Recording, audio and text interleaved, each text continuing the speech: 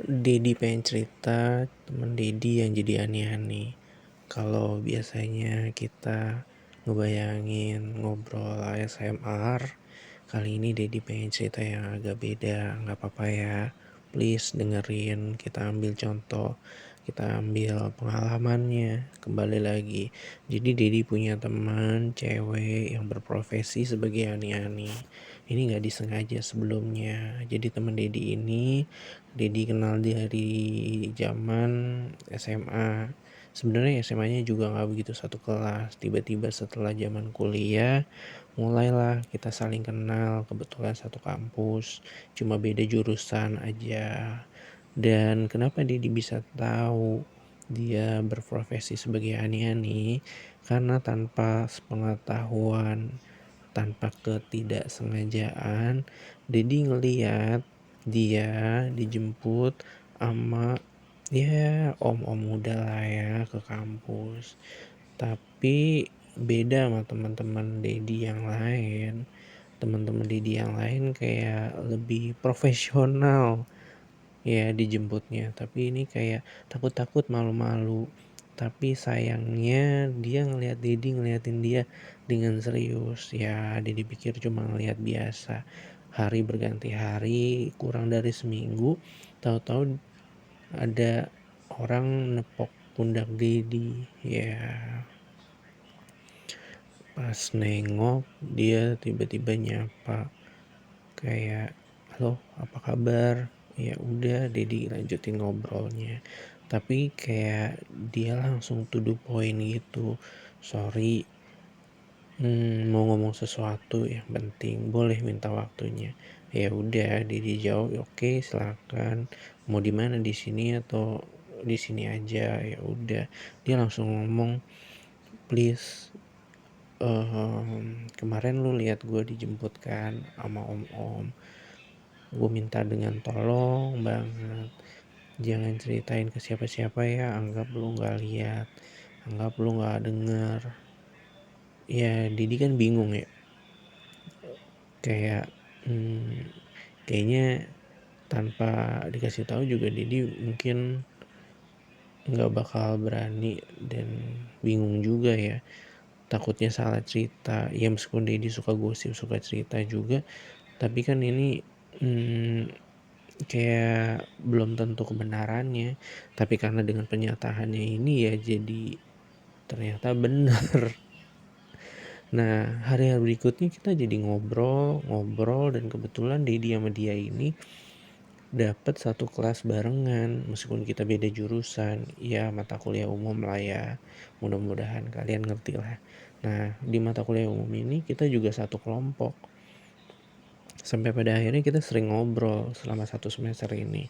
Dari awal sampai akhir semester. Banyak cerita dan lain-lain. Sedikit demi sedikit terbongkar kalau dia ternyata sedihnya dari keluarga broken home. Iya, keluarga broken home. Papanya nikah lagi, mamanya berusaha bekerja sendiri dan menikah lagi.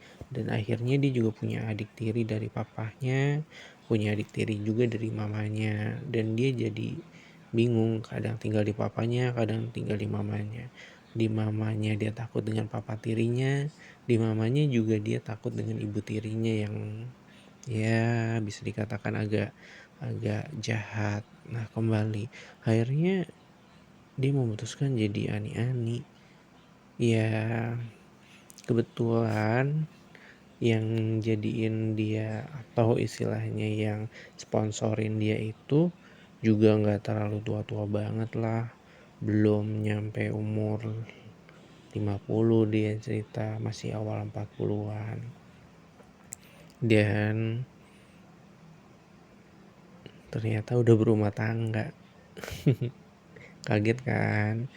Ya Dedi cuma cerita, cuma dengerin cerita dia aja, tapi sambil berusaha membujuk dia keluar dari lingkaran itu. Kenapa berusaha membujuk dia keluar dari lingkaran itu?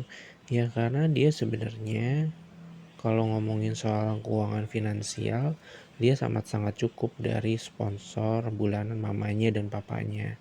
Cuma ya dia kehilangan sosok ibunya, lebih-lebih dia kehilangan sosok ayahnya yang dia dapetin dari si dedinya ini. Sugar daddy-nya ya, bukan daddy aku loh. Nah, jadi lama-kelamaan Dedi ya iba, kasihan, ada rasa ketertarikan juga, cuma ada rasa ketakutan juga ngedeketin dia. Apa dia mau ya sama Dedi? Karena bedanya Dedi yang dia sponsor utama itu well educated, finansialnya oke, cakep juga, sedangkan Dedi kan cuma ya teman kuliah biasa. Seiring berjalan waktu, beberapa kali juga akhirnya kita kelas barengan. Nggak kerasa akhirnya selesai kuliah. Dan sebelum selesai kuliah, Dedi sempat menyatakan perasaan ke dia. Kalau Dedi punya perasaan. Nah, cuma tampaknya cinta bertepuk sebelah tangan. Dia meminta maaf karena dia bilang nggak punya perasaan ke Dedi, daripada mencoba tetapi akhirnya menyakiti Dedi perasaan, ya dia berusaha bilang jujur. Dedi dengan lapang dada menerimanya, dan kebetulan Dedi bukan tipe kayak cowok-cowok lainnya yang cinta ditolak dukun bertindak. Enggak sama sekali. Ya biarlah dia berjalan di tempatnya dan Dedi berjalan di tempat Dedi.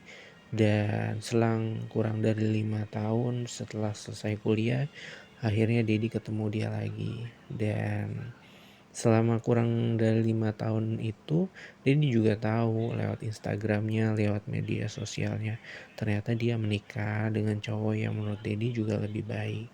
Dan pas Dedi ketemu itu dalam rangka ketemuan kayak buka bareng lah ya, halal bihalal, dia sempat nyapa Dedi dan cerita-cerita tentang kehidupan dia. Dan bersyukurnya dia udah keluar dari lingkaran itu.